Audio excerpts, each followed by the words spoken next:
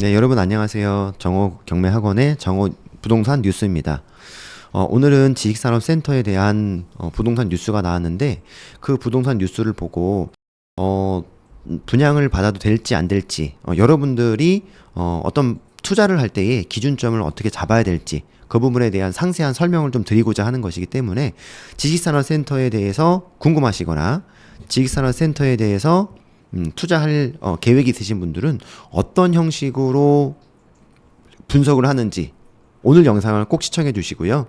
그리고 마지막에 여러분들에게 링크를 좀 달아놨으니까 그 링크를 타고 들어오셔가지고 궁금한 것들 문의를 남겨주시면 거기에 따른 답변도 계속 드리도록 하겠습니다.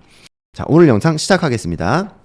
예, 오늘 부동산 주요 뉴스가 나왔는데요. 그 중에 이제 구리에 지식산업센터로 입주 개시라고 하는 그 제목으로 기사가 좀 떴습니다. 그래서 이 기사를 놓고 봤을 때 어떤 내용이 담겨 있는지 먼저 살펴보도록 합시다. 주거대출 문턱 높아지자 틈새로 지식산업센터 주목. 현대 테라타워 구리 갈매 입주 개시 이렇게 되어 있습니다. 예. 현대 테라타워 구리 갈매는 경기 구리 갈매 지구에서 입주를 진행하며 지식산업센터 내 입주 가능 업종을 대폭 확대했다고 7일 밝혔다. 예, 경기도 구리시 이렇게 널찍하게 있죠. 여기 중에서도 갈매 지구라고 했으니까 갈매 지구는 어딘지 한번 보십시다. 네, 보시면 별내역이 있고요. 신내역 중간에 있고 갈매역도 있습니다. 이렇게 갈매지구에 지식산업센터가 있는데 현대 테라타워라고 하니까 갈매지구가 어디인지 확인하셨죠? 구리가 항상 이슈가 많았어요. 경기도에 12곳이 규제 대상으로 10.15 대책에 나왔었는데 구리는 포함이 안 됐었죠.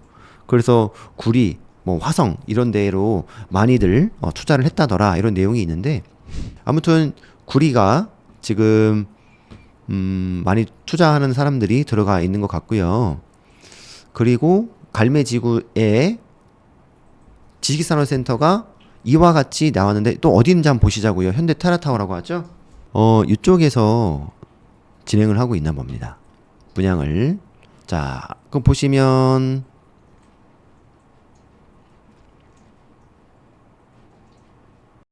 지금은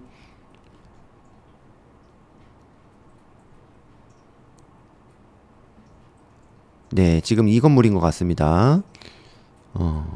지금 이 건물인 것 같은데요. 지금 이 건물이 입주를 진행을 하고 있다. 그리고 입주 가능 업종도 대폭 확대했다고 밝혔습니다. 어떤 지식산업센터에 또 어떤 지역에 들어가려면 입주하는 것이 제한이 되는 경우가 있어요.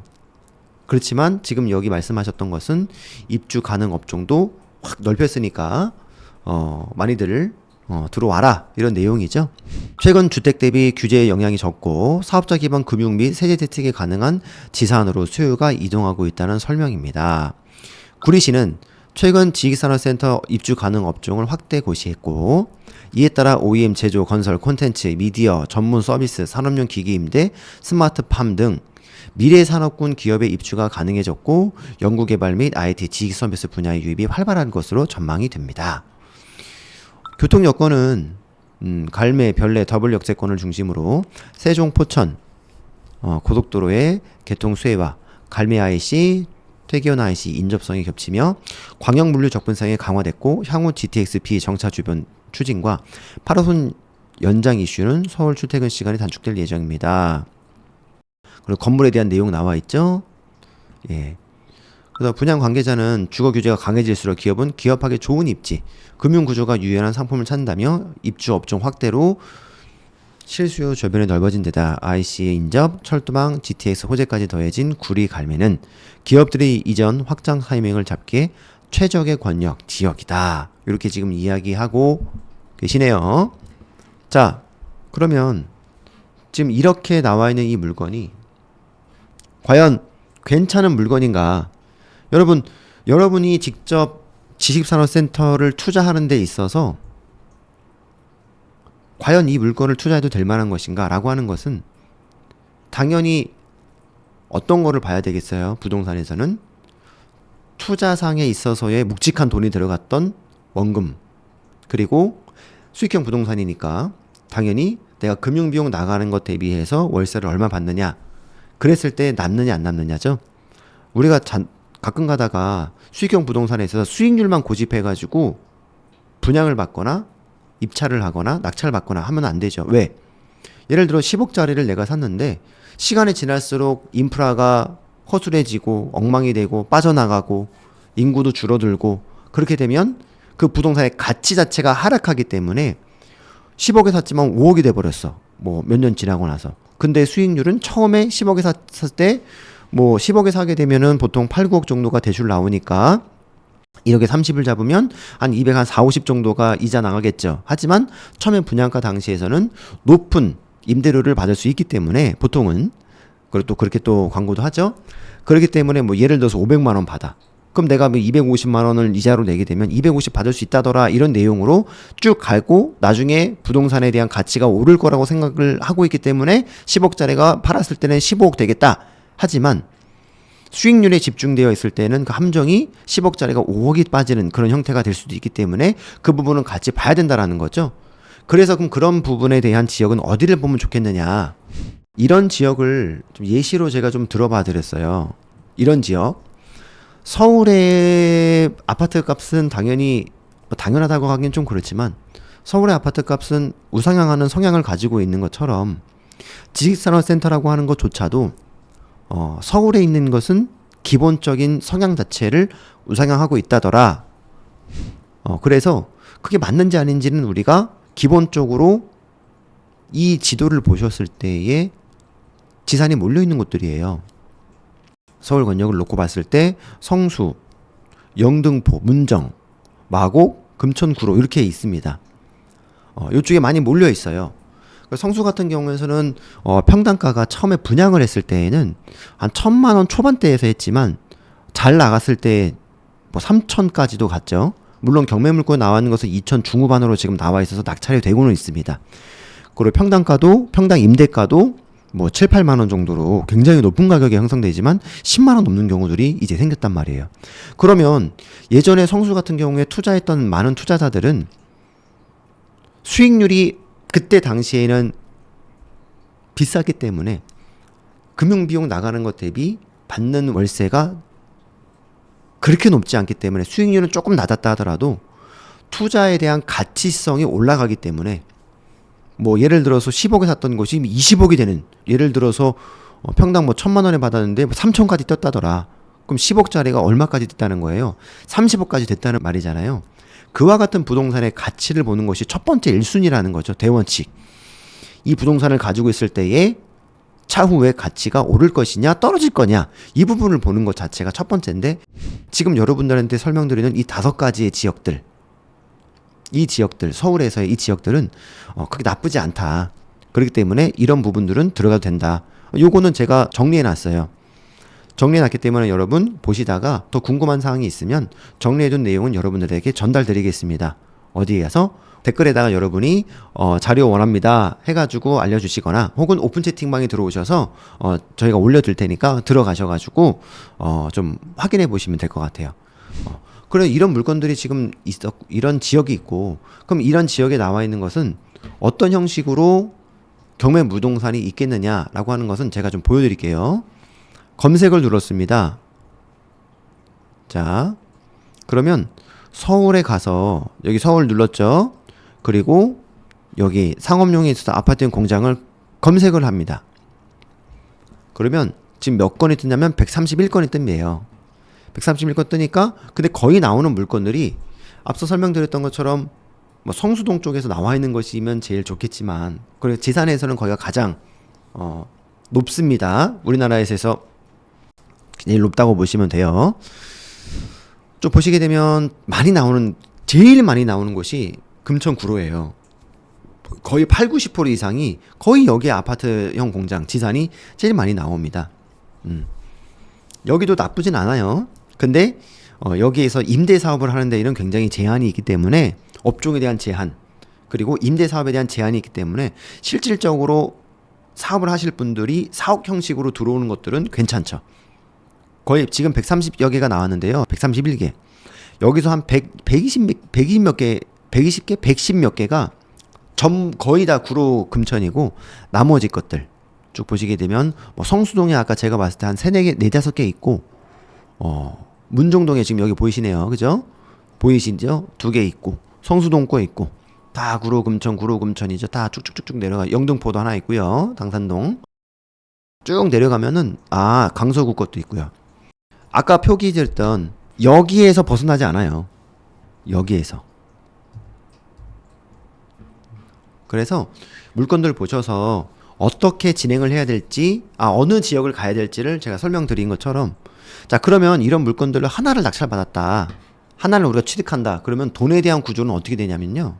제가 좀 보여드려 볼게요. 이와 같습니다. 자, 그림을 한번 그려보겠습니다. 자, 1번. 자, 우리가 10억짜리를 산다고 가정하자. 10억짜리.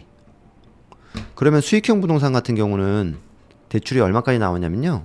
요 정도인 8억에서 9억까지도 가능해요.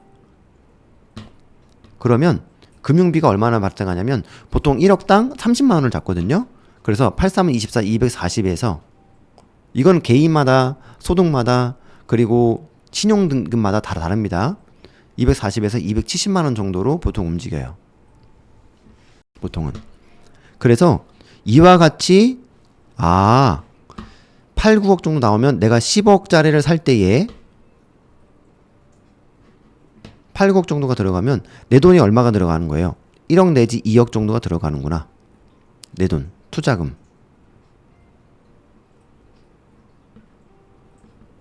그리고 뭐가 들어가 있어요? 부동산을 살 때는 또 세금을 내죠? 어떤 거죠? 취득세. 4.6%인데 보통 5% 잡읍시다. 그럼 5천만 원. 그럼 어떻습니까? 1억 5천에서 2억 5천 정도까지 나간다. 그리고 이자는 설명드린 것처럼 240에서 270만 원을 나간다라는 거죠. 이게 첫 번째 나가게 되는 거네요. 내 돈이 이 부동산을 소유하게 되므로 1억 5천에서 2억 5천 정도가 필요하고 매달 나가는 이자는 240에서 270만 원 정도가 된다더라. 이 내용이고요. 두 번째, 임차인 있죠? 임차인은 보증금인 한 5천만 원에 뭐 예를 들어서 500만 원을 받을 수 있다 칩시다. 500만 원.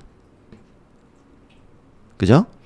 그러면 앞서 설명드렸던 1번에 있었던 것과 지금 2번을 합치게 되면 1번에서 내가 나갔던 돈은 얼마죠? 1번에서 나갔던 것은 1억 5천에서 2억 5천 정도가 투자가 됐고 금융비용은 약 한 250이라고 그냥 칩시다. 이거 대비 임차인한테 받았던 이 5천대 5천은 들어오는 거죠? 그리고 500을 받게 되네요. 지금 이 부분은 어떤 거죠? 이 부분은 나가는 것. 이거는 뭐죠? 들어오는 것이죠? 그죠? 그러므로 자, 그럼 최종 결론은 어떻게 되는 거죠? 1억에서 2억 정도가 나가고 왜? 여기에서 요거를 빼니까 들어왔으니까요.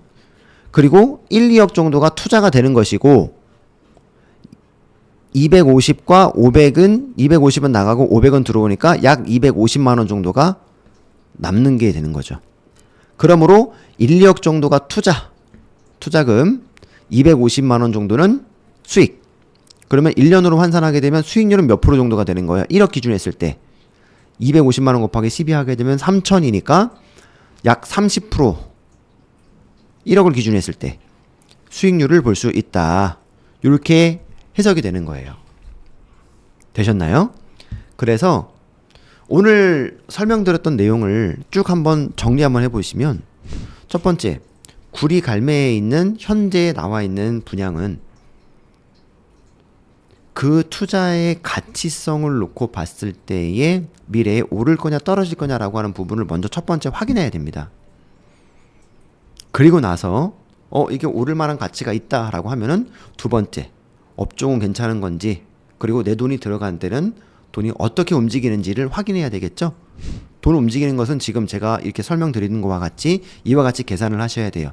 그래야 이거를 꾸준하게 월세를 예컨대 이 비유에 놓고 봤을 때 250만 원씩 받고 차후에 시간이 지나서 매각을 했을 때에 10억짜리가 5억이 되는 현실을 맞이하면 안 되잖아요. 10억짜리를 샀을 때 15억, 20억이 되어야 되는 거기 때문에 그와 같은 형태로 있는 물건을 투자를 해야 된다더라. 요 내용으로 마무리할 수가 있겠죠. 그러므로 오늘 지식산업센터에 대해서 투자하고자 하시는 분들은 이 영상을 잘 보시고 어떤 생각을 가지고 어떤 흐름대로 왔는지를 잘 기억해 두셔서 그것대로 여러분이 투자하고자 하는 물건을 잘 대입해 가지고 분석을 해보셔서 실패하지 않는 투자가 되기를 바라겠습니다.